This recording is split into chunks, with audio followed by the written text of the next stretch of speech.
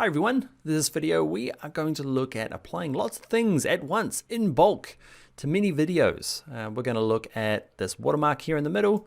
Okay, in the bottom right down here, you can see we can do the same sort of watermark with text. We'll also apply LUTS or looks for maybe color grading all at once, or maybe color correction for specific maybe raw or log format you're using. We'll also look at bulk audio application. All right, let's jump in. All right, we're going to do this to a bulk of images because otherwise you could just use Premiere Pro and not Media Encoder.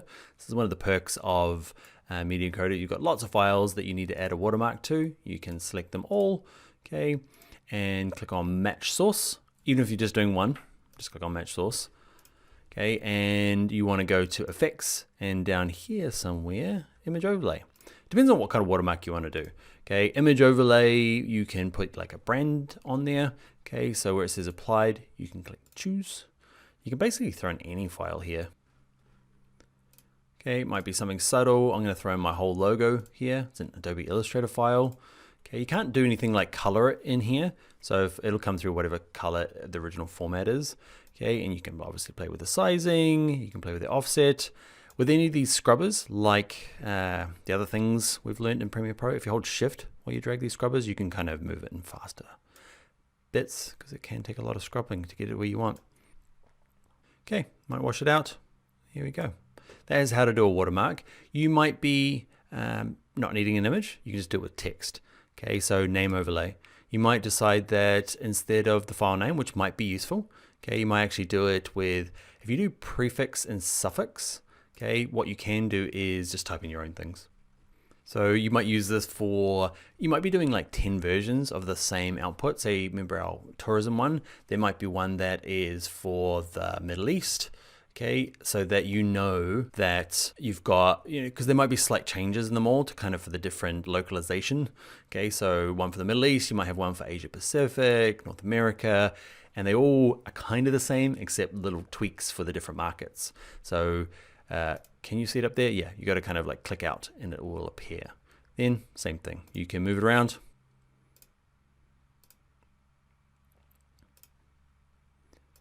You know how to move it around. Okay, so it depends on what kind of watermark you want. Remember earlier on in the course, sometimes the watermark you might need is just the timecode. You can add all of these at once, just tick them all on. Okay, but you might just have the timecode depending on what you need the watermark for. Holding shift will make it move fast. And because we had lots of them selected, okay, it will do them all in one go. You can create your own preset. Okay, move it down here and create your own watermarking preset. So it's an encoding preset and you can turn it on in here. So image overlay, find it, and it will always be in here for you to be able to drag on to these afterwards. Okay, the next bulk thing we're going to do here in Media Encoder is add a look or a LUT.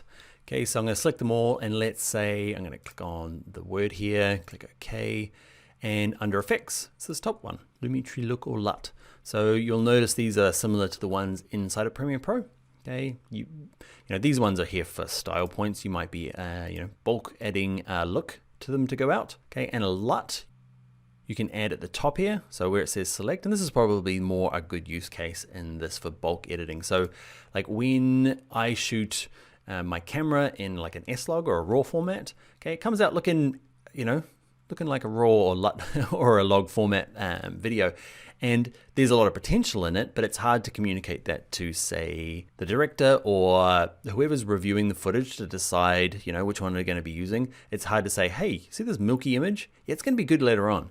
So what you do is you can apply a LUT, either from the manufacturer, which is this one, okay, or you might be applying it from a celebrity or some other thing where it gets your footage looking a certain way, or in my case gets it from looking milky to something a little bit more like what it's going to look like at the end.